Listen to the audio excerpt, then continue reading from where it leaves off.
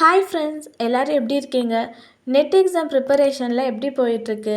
இன்றைக்கி நம்ம UGC net paper 1ல் பீப்புள் அண்ட் என்விரான்மெண்ட் யூனிட்டில் இருக்க ரொம்ப முக்கியமான டாப்பிக்கான இன்டர்நேஷ்னல் அக்ரிமெண்ட்ஸ் பற்றி தான் பார்க்க போகிறோம். குளோபல் லெவல் இன்டர்நேஷ்னல் அக்ரிமெண்ட்ஸ் பார்க்குறப்ப ஒவ்வொரு வருஷமும் number of international agreements sign பண்ணுறாங்க. இது எதுக்குன்னு பார்த்தோன்னா மெயினாக டிஃப்ரெண்ட் ஈக்காலஜிக்கல் ப்ராப்ளம்ஸை அட்ரஸ் பண்ணுறதுக்கு தான். ஸோ என்ன மாதிரி அந்த இன்டர்நேஷ்னல் அக்ரிமெண்ட்ஸ் இருக்கலாம்னா இன்டர் கவர்மெண்ட் பாலிசிஸாக இருக்கலாம், இனிஷியேட்டிவாக இருக்கலாம், இல்லை அது எது மெஷர்ஸாக இருக்கலாம். இப்போ இந்த இன்டர்நேஷ்னல் அக்ரிமெண்ட்ஸ் ஈக்காலஜிக்கல் ப்ராப்ளம்ஸை அட்ரஸ் பண்ணுறதுக்குன்னு தெரிஞ்சிருச்சு. இந்த ஈக்காலஜிக்கல் ப்ராப்ளம்ஸ்லாம் எதனால் வருதுன்னு பார்த்தோன்னா, ஸோ நம்ம எல்லாருக்கும் தெரியும். So India is a developing country. So நம்மளுக்கு பார்த்தோன்னா ஒரு டெவலப்டு கண்ட்ரியாக மாறணும்னு ஆசை இருக்கும். அதுக்கு நம்ம நிறைய ஸ்டெப்ஸ் எல்லாம் எடுப்போம். அதே மாதிரி ஒவ்வொரு ஸ்டேட்டும் பார்த்தோன்னா rapid industrialisation and modernisation achieve பண்ணுறதுக்காக அவங்க நிறைய எஃபர்ட்ஸ் போடுவாங்க. அந்த எஃபர்ட்ஸ் நம்ம இண்டஸ்ட்ரியலைசேஷனோ மாடர்னைசேஷனோ அச்சீவ் பண்ணுறோமா இல்லையான்னு தெரியாது. பட் இதனால global warming, resource depletion, ozone layer deterioration, industrial pollution, deforestation, ozone pollution, air pollution, இந்த மாதிரி நிறைய இஷ்யூஸ் க்ரியேட் ஆகுது. ஸோ இந்த இஷ்யூஸ் நம்மளாம் நினைக்கிறோம் லோக்கல் லெவல், நேஷ்னல் லெவல் அப்படின்னு மட்டும் நினைக்கிறோம். பட் அப்படி கிடையாது. இது global level, transnational level and transboundary லெவல்லலாம் இருக்குது. எல்லா countries, both developing and developed countries, எல்லா கண்ட்ரிஸும் இந்த இன்டர்நேஷ்னல் அக்ரிமெண்ட்ஸை ஒரு காமன் பிளாட்ஃபார்மாக கன்சிடர் பண்ணி அண்ட் தே ஒர்க் கலெக்டிவ்லி. எதுக்காகன்னு பார்த்தோன்னா இந்த காம்ப்ளெக்ஸ் ஈக்காலஜிக்கல் இஷ்யூஸை டீல் பண்ணி ஒரு டிசைர்டு காமன் அப்ஜெக்டிவை அச்சீவ் பண்ணுறதுக்காக. So they provide collective actions. In addition to this, they focus on maritime resources. அதாவது இந்த கடல்வெளி அந்த ரிசோர்ஸஸ் அதை ப்ரொடக்ட் பண்ணணும், அதோட எக்ஸ்ப்ளாய்டேஷனை கண்ட்ரோல் பண்ணணும். ஸோ அதுக்காக அவங்க பார்த்தோன்னா நிறைய எஃபர்ட்ஸ் எடுத்தாங்க. So and thus they regulate and control the limitless exploitation of maritime resources. 1946 international convention for the regulation of whaling அப்படின்னு ஒரு அக்ரிமெண்ட் ஃபார்ம் பண்ணாங்க. என்விரான்மெண்டல் ப்ரொடக்ஷன் கீழே ஃபஸ்ட்டு ஃபார்ம் பண்ண ஒரு இன்டர்நேஷ்னல் அக்ரிமெண்ட்னா இதுதான். பட் இந்த அக்ரிமெண்ட்டோட அட்டம்ஸ் எல்லாமே ஃபெயிலியரில் தான் முடிஞ்சிச்சு. ஸ்டாக்ஹோல்ம் கான்ஃபரன்ஸ், இதோட இன்னொரு name united nation conference of human environment, அதாவது UNCHEன்னு சொல்லுவாங்க. இது ஜூன் 1972 ஸ்வீடனில் இருக்க ஸ்டாக்ஹோல்ம்னு ஒரு இடத்துல நடந்தனால தான் இந்த கான்ஃபரன்ஸ்க்கு பேர் ஸ்டாக்ஹோல்ம் கான்ஃபரன்ஸ்ன்னு சொல்கிறாங்க. இந்த கான்ஃபரன்ஸோட ஒரு ஸ்பெஷாலிட்டி என்னென்னா global environment problems and human environment preservation பற்றி வேர்ல்டு வைட் எடுத்த ஒரு ஃபஸ்ட்டு மேஜர் அட்டம் இந்த கான்ஃபரன்ஸ் தான். ஸோ இந்த கான்ஃபரன்ஸில் ஸ்டாக்ஹோம் டிக்ளரேஷன்னு ஒன்று அடாப்ட் பண்ணாங்க. அதில் டோட்டலாக ஒரு 26 காமன் பிரின்சிபல் இருக்கும். அந்த காமன் பிரின்சிபல் எல்லாமே ஃப்யூச்சர் ஆக்ஷன்ஸ், பாலிசிஸ், அது எப்படி எய்ம் பண்ணுறது, அதை எப்படி அச்சீவ் பண்ணுறது, ஸோ அதுக்கு என்ன மாதிரி கைடு தேவை, ஸோ என்ன மாதிரி கைடு பண்ணணும், அந்த மாதிரி டாபிக்ஸ் எல்லாமே அதில் இன்க்ளூட் ஆகியிருக்கும்.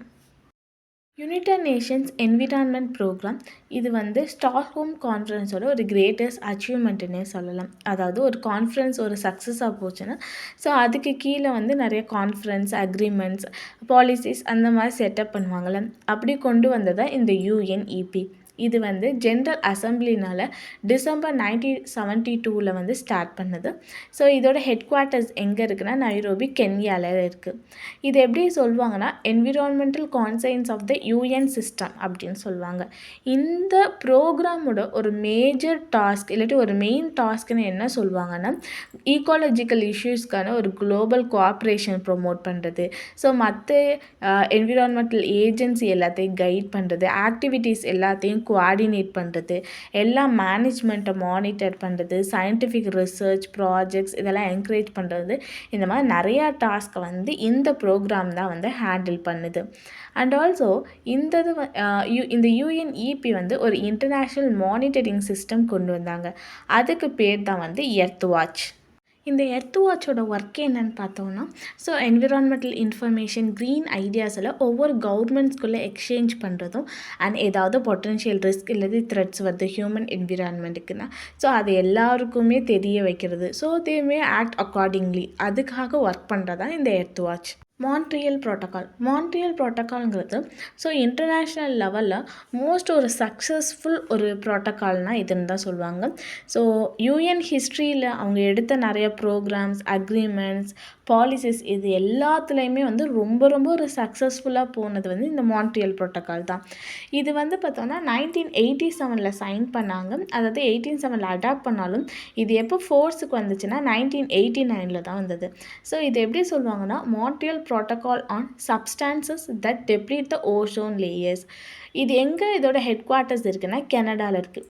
இது எதை ஃபோக்கஸ் பண்ணுதுன்னு பார்த்தோன்னா ஓசோன் டெப்ளீட்டிங் சப்ஸ்டான்சஸோட ப்ரொடக்ஷன், கன்சப்ஷனை வந்து ரெகுலேட் பண்ணணும், அதாவது ரெடியூஸ் பண்ணணும்.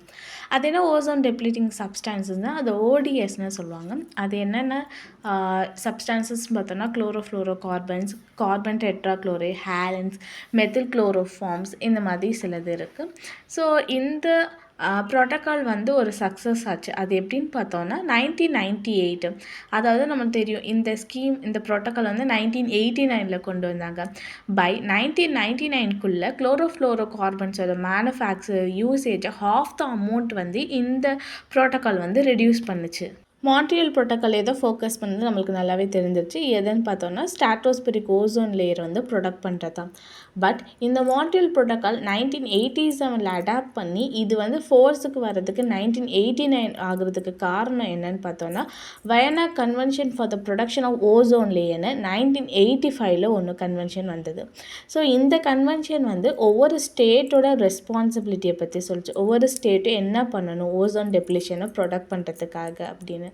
ஸோ இந்த கன்வென்ஷனுக்கு கீழே மான்ட்ரியல் ப்ரோட்டோக்கால் வந்து நெகோஷியேட் ஆனனால தான் இந்த ப்ரோட்டோக்கால் ஃபோர்ஸுக்கு வர லேட் ஆச்சு. ரியோ கான்ஃபரன்ஸை வந்து United nation conference on environment and டெவலப்மெண்ட்டுன்னு சொல்லுவாங்க. இதை நம்ம பாப்புலராக எப்படி கூப்பிடலான்னு எர்த் சம்மிட்னு சொல்லுவாங்க.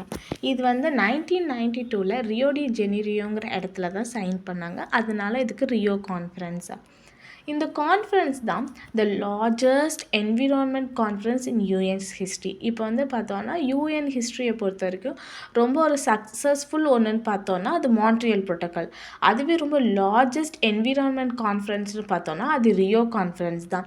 ஏன்னா 170 government representatives, 35,000 environmental activities, politicians, business representative, thousands of journalist, என்ஜிஓஸ்னு நிறையா பேர் பார்ட்டிசிபேட் பண்ண ஒரு கான்ஃபரன்ஸ்னு அது ரியோ கான்ஃபரன்ஸ் தான்.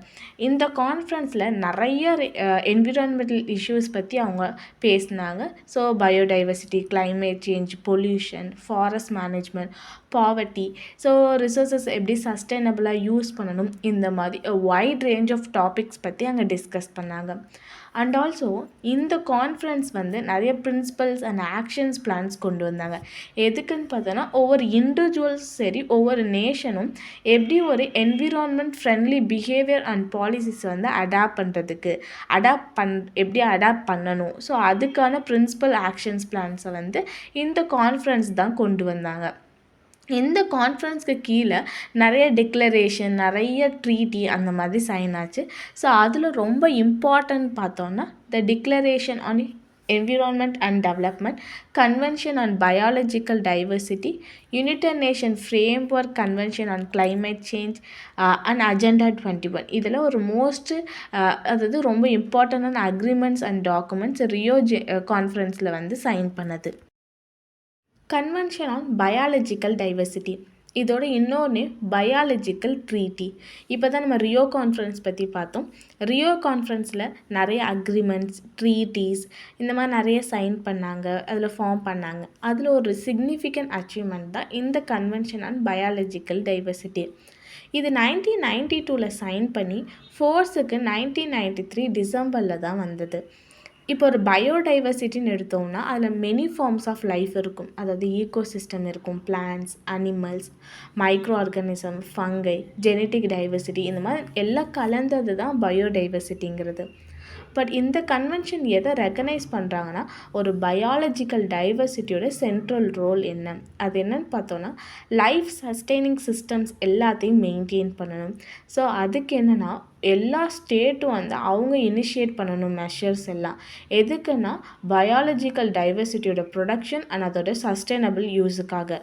இந்த பயாலஜிக்கல் ட்ரீட்டி வந்து எல்லா கண்ட்ரிஸும் அவங்களோட ஓன் நேஷ்னல் ஸ்ட்ராட்டஜியை டெவலப் பண்ணி அவங்களோட பயோடைவர்சிட்டியை ப்ரொடக்ட் பண்ணி பர்டிகுலராக என்டேஞ்சர்ட் ஸ்பீசஸை ப்ரொடக்ட் பண்ணணும். இதை டார்கெட்டாக இருந்தாங்க. எப்பயுமே ஒரு டார்கெட் இருந்தால் அதை அச்சீவ் பண்ணுறதுக்கு அப்ஜெக்டிவை செட் பண்ணணும்ல. அந்த மாதிரி இவங்க செட் பண்ண 3 கீ அப்ஜெக்டிவ்ஸ் என்னன்னு பார்த்தோன்னா, first one sustainable use of biological diversity, second one conservation of biodiversity, third one எந்த பெனிஃபிட்ஸ் கிடைச்சாலும் அதை ஃபேர் அண்ட் ஈக்விட்டபிள் ஷேரிங் பண்ணணும். ஸோ அண்ட் தென் இதை அவங்க அச்சீவ் பண்ணுறதுக்கு அவங்க இன்னொன்று என்ன கொண்டு வந்தாங்கன்னா, டெவலப்டு கண்ட்ரிஸ் இருக்காங்கல்ல, அவங்க வந்து டெவலப்பிங் கண்ட்ரிஸ்க்கு ஃபினான்ஷியல் எய்ட் பண்ணணும். அது மட்டும் இல்லாமல் அவங்களோட க்ரீன் டெக்னாலஜி வந்து டெவலப்பிங் கண்ட்ரிஸோட ஷேர் பண்ணணும். இதை வந்து அவங்க மோட்டிவேட் பண்ணாங்க. அஜெண்டா 21 இதுவும் ரியோ சம்மிட்டில் வந்த ஒரு மோஸ்ட் சிக்னிஃபிகண்ட் அக்ரிமெண்ட் தான்.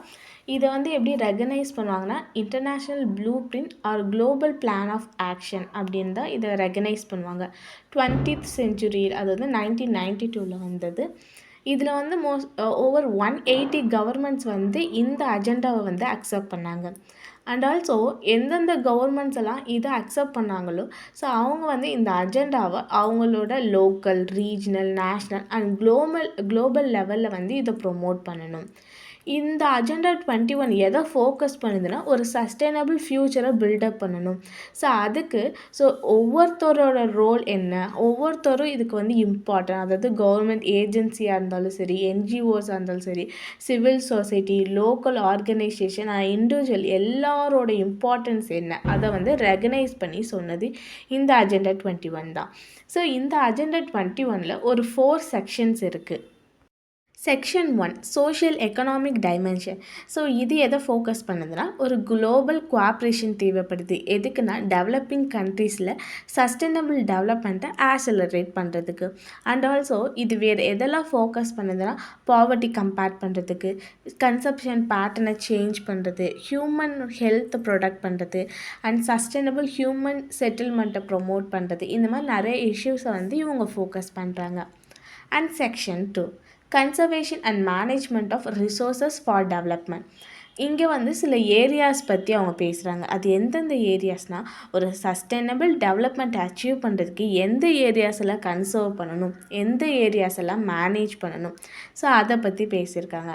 And also atmosphere production, so land resources எப்படி எஃபிஷியண்ட்டாக பிளான் பண்ணி மேனேஜ் பண்ணுறது, டீஃபாரஸ்டேஷனை எப்படி கம்பேர் பண்ணலாம், டாக்ஸிக் கெமிக்கல்ஸ் எப்படி சவுண்ட் மேனேஜ்மெண்ட் பண்ணுறது, ஹசார்டஸ் வேஸ்ட் எப்படி மேனேஜ் பண்ணுறது, solid water and sewage related issues, radio active waste, இதெல்லாம் எப்படி ப்ராப்பராக வந்து எராடிகேட் பண்ணுறது, இதை பற்றி ஒரு நல்லா பேசியிருக்கிறது வந்து section 2. Section 3 strengthening the role of major groups.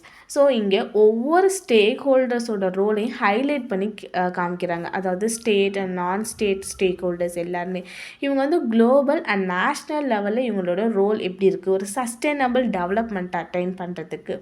And also ஒரு விமனோட ரோல் என்ன, ஒரு யூத்தோட ரோல் என்ன, ஸோ இண்டிஜினஸ் பீப்புளோட ரோல் என்ன, இப்படி ஒவ்வொருத்தரோட ரோல், என்ஜிஓட ரோல் என்ன, லோக்கல் அத்தாரிட்டிஸோட ரோல் என்ன, ட்ரேட் யூனியன்ஸ், பிஸ்னஸ், இப்படி எல்லாரோட ரோல் என்னென்னு ரொம்ப ஹைலைட் பண்ணி காமிச்சிருக்காங்க.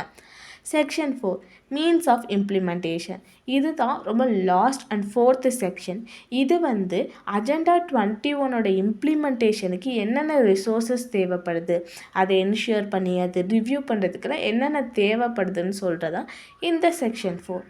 ஓவராலாக பார்த்தோன்னா இந்த அஜெண்டா 21 ஒரு சஸ்டைனபிள் டெவலப்மெண்ட், ஒரு என்விரான்மெண்டல் மேனேஜ்மெண்ட்டை அச்சீவ் பண்ணுறதுக்கு என்ன மாதிரியெல்லாம் இஷ்யூஸ் இருக்குது, அதுக்கு என்ன மாதிரியெல்லாம் ஸ்ட்ராட்டஜிஸ் எடுக்கலாம், இது எல்லாத்தையும் பற்றி ஒரு டீட்டெயிலாக கொடுத்துருப்பாங்க.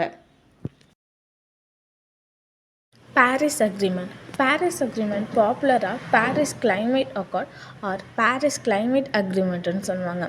இது 12 December 2015 வந்து 195 நேஷன்ஸ்னால் அடாப்ட் ஆன ஒரு அக்ரிமெண்ட்.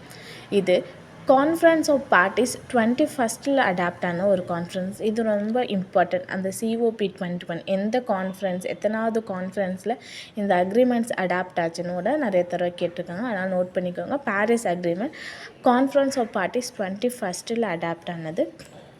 இந்த Paris agreement UN framework convention on climate சேஞ்சுக்கு கீழே அடாப்ட் ஆனது. இது எதுக்குன்னா இந்த யுஎன்எஃப்சிசி இருக்குல்ல, அதாவது UN framework convention on climate change, அதோட இம்ப்ளிமெண்டேஷனை என்ஹான்ஸ் பண்ணுறதுக்கு இந்த அக்ரிமெண்ட் ரொம்ப ஹெல்ப்ஃபுல்லாக இருந்தது. அது மட்டும் இல்லாமல் இது கியோட்டோ ப்ரோட்டோக்காலை வந்து ரீப்ளேஸ் பண்ணுறதுக்காக கொண்டு வந்ததுன்னு சொல்லுவாங்க. இது டெம்பரேச்சர் இன்க்ரீஸை 1.5 டிகிரி செல்சியஸ்க்குள்ளே லிமிட் பண்ணணும், அதை வந்து டார்கெட் பண்ணி இம்ப்ளிமெண்ட் ஆன ஒரு அக்ரிமெண்ட் இது. இந்த பாரிஸ் அக்ரிமெண்ட்டோட கீ எலமெண்ட்ஸ் என்னென்னா, யூரோப்பியன் யூனியன் மற்ற டெவலப்டு கண்ட்ரிஸ் எல்லாமே டெவலப்பிங் கண்ட்ரீஸ்க்கு ஃபினான்ஷியல் அண்ட் டெக்னாலஜிக்கல் சப்போர்ட் தரணும். பை திஸ் இந்த வீடியோ இதோட முடியுது. I think this video will be useful to you. இந்த மாதிரி உங்களுக்கு வேறு ஏதாவது அக்ரிமெண்ட்ஸ் பற்றி ரொம்ப டீட்டெயிலாக தெரியணும், இல்லை வேறு ஏதாவது அக்ரிமெண்ட்ஸ் பற்றி எக்ஸ்பிளைன் பண்ணணுன்னா கமெண்ட் பண்ணுங்கள். அதை பற்றி நம்ம நெக்ஸ்ட் வீடியோவில் பார்க்கலாம். உங்களுக்கு இந்த சேனல் ரொம்ப பிடிச்சிருக்கு, இதை மாதிரி நிறைய வீடியோஸ் வேணும்னா சேனலை சப்ஸ்கிரைப் பண்ணுங்கள். உங்களோட நெட் ப்ரிப்பரேஷனுக்கு என்னோட ஆல் த பெஸ்ட். எல்லோரும் நல்லா ப்ரிப்பேர் பண்ணுங்கள். ஸோ நம்ம நெக்ஸ்ட் வீடியோவில் நம்ம மீட் பண்ணலாம். பாய்.